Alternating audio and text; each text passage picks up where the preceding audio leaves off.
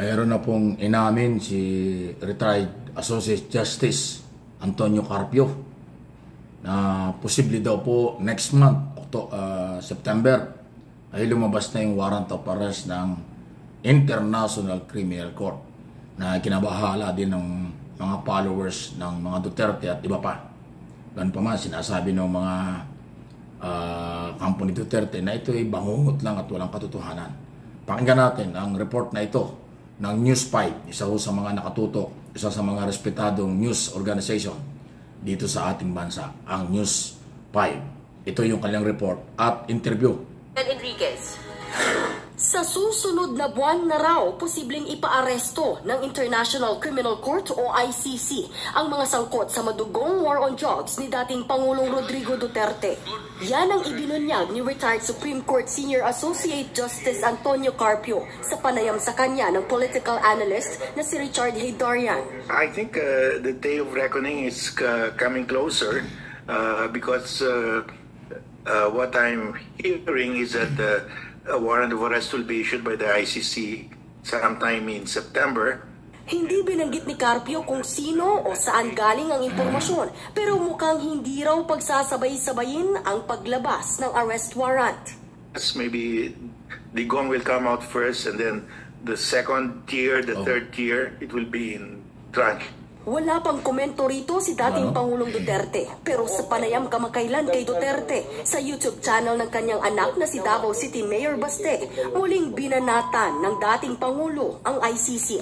Git niya wala itong karapatang mag-imbestiga dahil wala itong jurisdiksyon sa Pilipinas na kumalas noong 2019. ICC, oh.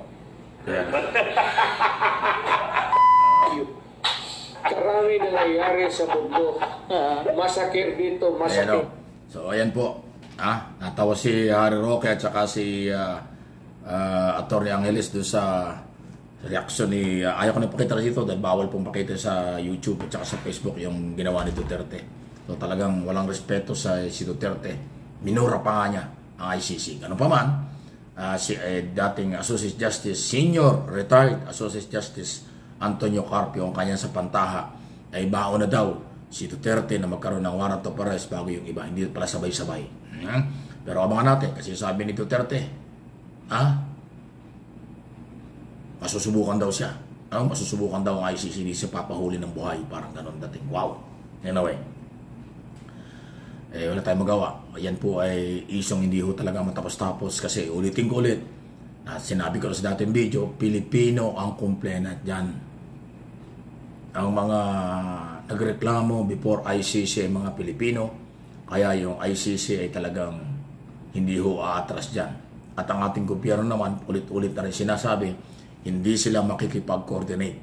Pero lately, sinabi nila, hindi sila makikipag-coordinate, pero hindi rin nila mapipigilan ang ICC. Sabi ni Secretary Boying Rimulya, DOJ Secretary Medardo Roda, Guevara, si Guevara, na Solicitor General, abogado ng gobyerno. Hindi rin sila makipag-coordinate pero hindi nila kayang pigilan. Pati yung ICC, yung daw Interpol, ibang issue yun.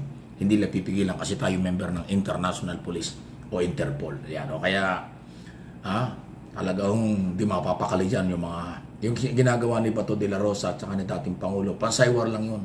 Kunwari, hindi sila takot, hindi galit. Pero si de la Rosa, obvious na natatakot. Inamin na nga niya, natatakot siyang makulong eh. At humingi na nga siya ng tulong sa mga senador. Di ba, isang araw nag-speech na si Bato? Humingi siya ng tulong sa Senado na siya daw ibigyan ng proteksyon. Yan, hindi naman natin alam kung paano gagawin yan. Di ba? Kasi pag binigyan ng proteksyon ng senador, ng Senado, ang kapwa senador, ibig sabihin kung bawa may mga court order, ang warrant of arrest, court order yan eh. Masamang president yan. Natatandaan ko pa nung araw na si Enrile ay kinasuhan ng rebellion. Mayroong warrant of arrest. Ang nagpatupad noon ay yung director ng NBI na wala na ngayon, si General Lim. Hinuli si Enrile sa Senado. Nag-recess lang, nag-break lang, pero hinuli rin siya. Kasi hindi nga pwedeng bigyan ng proteksyon. Kaya hinihiling ni Bato sa Senado, nabigay siya ng proteksyon. Walang gaanong reaksyon ng mga senador. Kasi masamang president yun. Na kung mo member ka ng Senado, Kahit mayroong court order, Jesus me po, bibigyan ng proteksyon, hindi maganda. Kaya nga walang malinaw na sagot ang mga senador sa isyong yan. Okay, so abangan po natin. Ngayon, inuulit ko sa akin pong personal analysis at interpretation opinion, kunwari lang yan. Si Duterte hindi siya natatakot dyan. Takot din yan dahil mahirap makulong. Dahil dadaan sa paglilitis at ang kasong yan non-bailable. Sa International Court.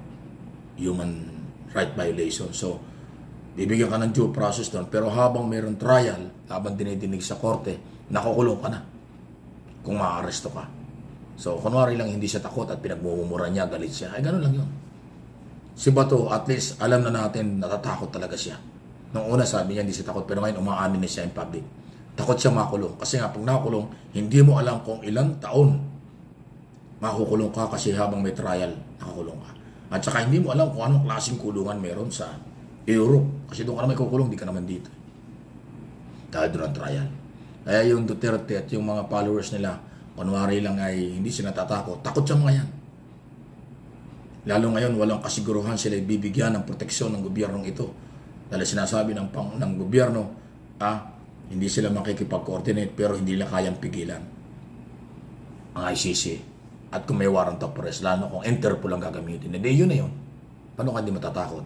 Kaya yung mga pagmumura-mura ni Digong Duterte at hindi siya magpapahuli, ano lang yun?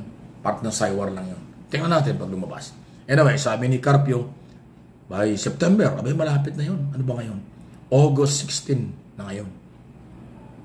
2 linggo na lang, September na. So, di ba? Aabangan talaga ang mga kaganapan. Okay? So, sa kabilang dako, tulungan pa rin po natin, tuloy-tuloy ang ating administrasyon ni Pangulong Marcos. Napakarami pong positibo, pagpapaganda ng ekonomiya, seguridad. At ngayon, parang every other day o araw-araw, may dumarating po ng mga bisita ang Pangulo at nagkukortisikol kung saan-saan ang galing ng mga bansa. Kahapon yata may galing Singapore at kung saan galing. Iba-ibang mga talagang ganong kataas na ang level ng pagkilala ng international community sa ating administrasyon under President Marcos. Ganon na po. Kaya tulungan natin.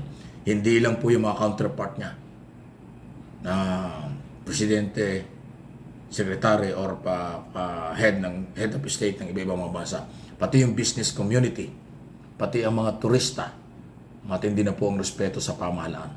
Kahit na anong mga pagpipake news ng mga anti-Marcos, hindi rin sila naniniwala. Naniniwala silang matatag ang Philippine government under President Marcos. Kaya tulungan po natin. Yan ang totoo. Ang ayaw nilang maniwala dyan ay yung mga anti-Marcos. Yun ang papabagsak sa gobyerno. Ang ayaw maniwala sa mga sinasabi ko. Pero I don't care. Itutuloy ko yung sinasabi ko. Kasi feel ko, alam ko, ramdam ng silent majority ng mga Pilipino, maayos ang takbo ng ating gobyerno. Sa ngayon, sinisira lang, alam niyo kung sinong grupo dahil sila merong sariling interest. Paki-like lang po ninyo ang ating mga video. Mike Abe Opinions na sa isang channel at itong MA Pinoy TV.